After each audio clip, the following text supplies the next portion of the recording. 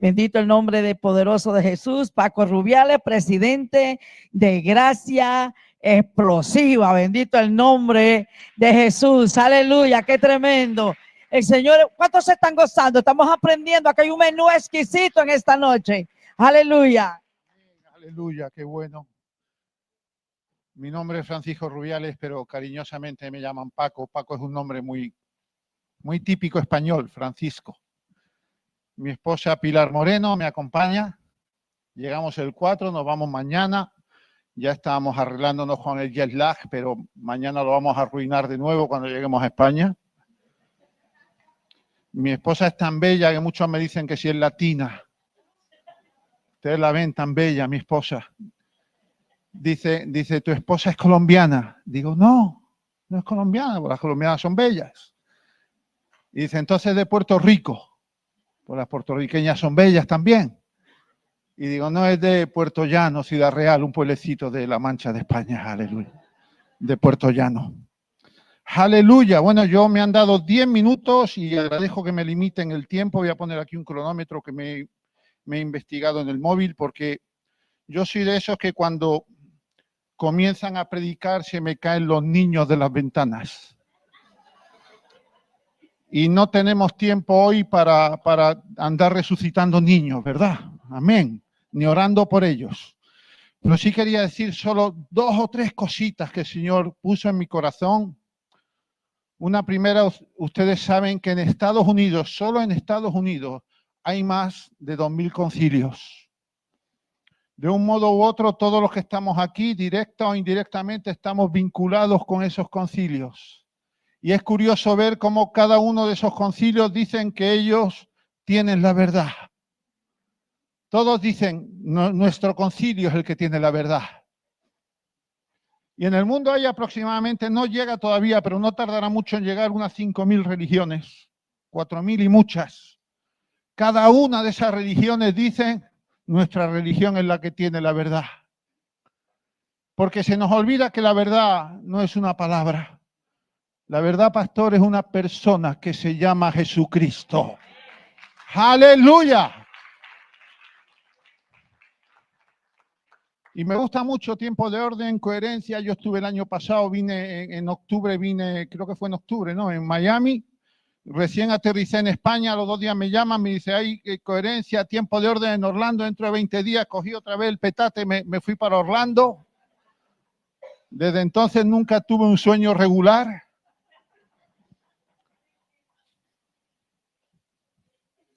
Y me encanta Coherencia y Tiempo de Orden.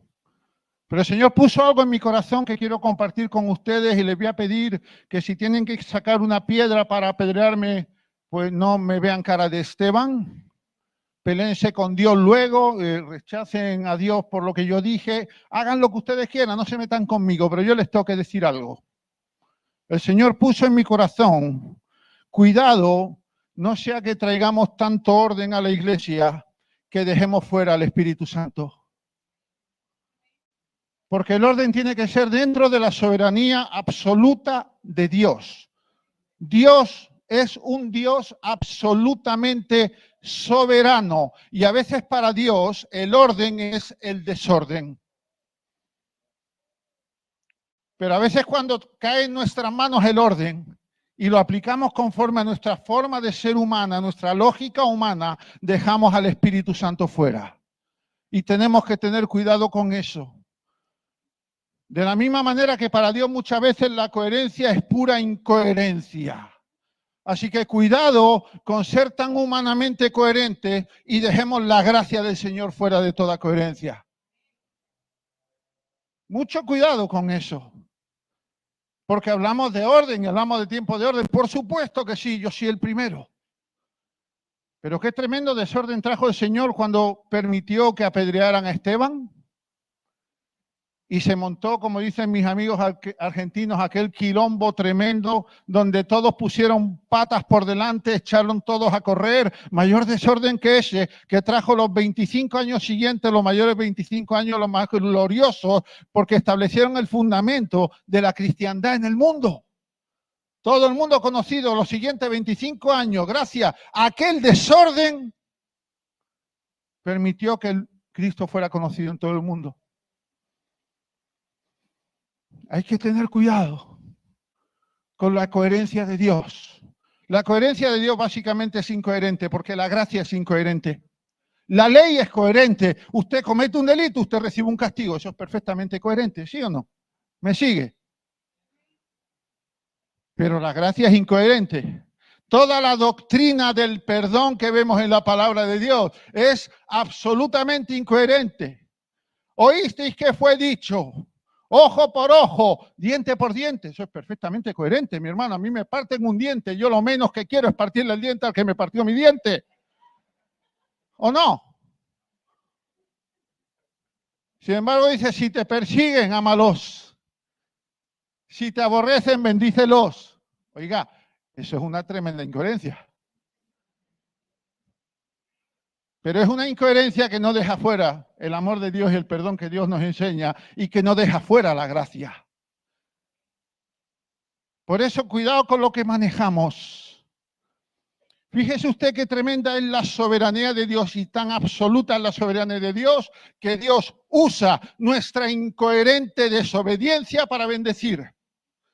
Porque Dios le dijo a Jonás, vete a Nínive, predícales, porque si no les predicas y se arrepienten, se van a perder. ¿Y Jonás qué hizo? ¿Fue coherente con esa orden o incoherente? Fue absolutamente incoherente, absolutamente desobediente, y él era un profeta. No era cualquiera. Él era un profeta que fue desobediente. Y entonces Dios en su soberanía dijo, bien, está bien, Jonás, no importa. Eres desobediente. Vamos a hacer una cosa. Yo solo te llamé para que se salvaran los de Nínive, pero por causa de tu desobediencia también se van a salvar los del barco. Porque si Jonás hubiera sido perfectamente obediente, perfectamente coherente con la instrucción de Dios, perfectamente ordenado en el tiempo de Dios, los del barco se hubieran ido todos al infierno. Pero la soberanía de Dios es tan extraordinaria que usa hasta tu desobediencia para salvar a la gente. Y ese es el evangelio que yo quiero vivir, ese es el evangelio que yo predico.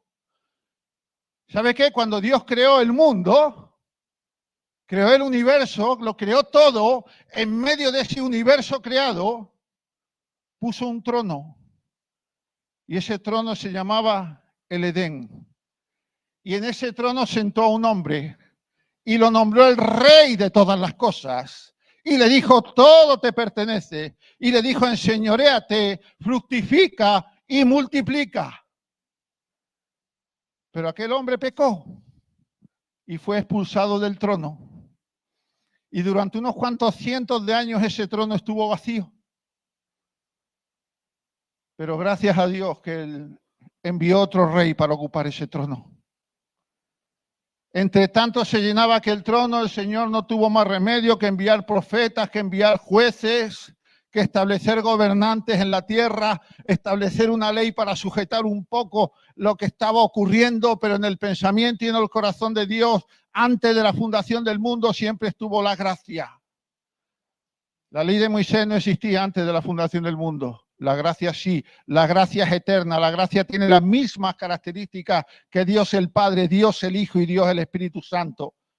La gracia es eterna, la gracia es todopoderosa, la gracia es omnisciente, la gracia es todo. Pero sobre todo la gracia es una cosa, la gracia no es una palabra, la gracia no es un concepto de diccionario, la gracia no es una palabra que tú vas a encontrar en una enciclopedia, la gracia es una persona que se llama Jesucristo. Y él fue enviado como hombre para ocupar aquel trono del que fue expulsado Adán, para que él lo ocupara. Por eso y termino con esto. Estoy escribiendo un libro, lo voy a terminar en 1 mes y medio. Ya les enviaré una copia. El título del libro es Reino, Gracia y Libertad. Jesucristo vino a traer el reino, a devolvernos el reino a nosotros. Por eso la palabra dice que Él nos hizo reyes y sacerdotes. El mensaje central de Jesucristo es el evangelio del reino. Él dice, arrepentíos, o lo que es lo mismo, acercaos a mí, porque yo me he acercado a vosotros. Arrepentíos, porque el reino de los cielos se ha acercado. ¿Para qué Él nos acercaría al reino si no fuera para devolvernos el reino que Adán perdió? Él quiere sentarnos en el trono con Él. Y Él trajo la gracia, no solo trajo el reino. Por eso en Mateo 6:33 dice, buscad primeramente la iglesia y su justicia. Dice eso.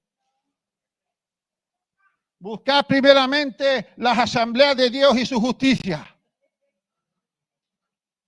Buscad primeramente la iglesia cuadrangular y su justicia. No, Él dice, buscad primeramente el reino de Dios y su justicia. ¿Y por qué es tan importante que usted y yo busquemos el reino de Dios? Porque en el centro del reino hay un trono y en ese trono se sienta Jesucristo. Y en Hebreos 4:16 dice, acercaos confiadamente al trono de la ley. No, al trono de la gracia. Reino. Nos vino a devolver el reino. Por eso se tuvo que hacer hombre como Adán, para devolvernos el reino. Luego Él vino a traer la gracia. Dice, de su plenitud tomamos todos gracia sobre gracia. Y Pablo le dice a Timoteo, Timoteo, esfuérzate en la ley. En la gracia. ¿Por qué es difícil vivir en la gracia? Porque vivir en la religión es sencillo, mi hermano. Usted solo tiene que venir al culto los domingos de 11 a 1. Poner $2 de ofrenda, irse a su casa como si usted hubiera hecho, como dicen en mi pueblo, una obra moros. Como si usted hubiera hecho la gran cosa. Usted cumplió con la religión y eso es cómodo, mi hermano. Pastor, eso es cómodo. La religión es cómoda. Lo difícil es morir cada día uno mismo, como dijo Jesús, quien quiera seguirme, niéguese a sí mismo y sígame. Y aprender a vivir por la gracia, reino, gracia, y el reino de la gracia que nos trae, la libertad.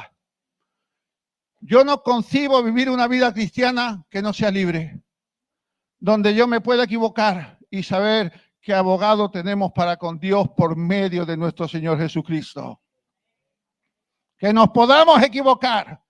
Equivócate, mi hermano. Sea un Jonás. A veces somos desobedientes por ignorancia, por miedo, como Jonás. Jonás fue desobediente porque estaba.